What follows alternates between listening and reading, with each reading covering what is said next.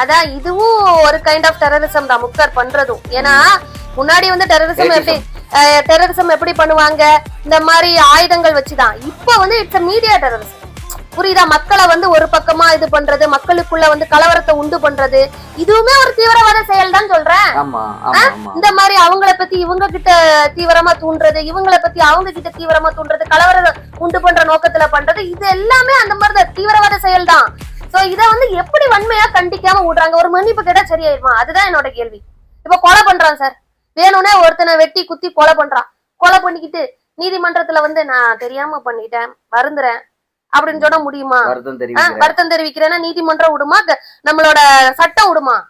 அது அந்த உப்பு தின்னவன் தண்ணி குடிச்சுதான் ஆகணும், நீ பண்ண தப்புக்கு தண்டனை அனுபவிச்சுதானே ஆகணும்னு இருக்கு சட்டத்துல. அதாவது தெரியாம நீ பண்ணுனா அதுக்குன்னு மன்னிப்புகள் சலுகைகள்லாம் இருக்கு. நீ வேணும்னே ஒருத்தங்களை கொட்டி கொல்லுட்டு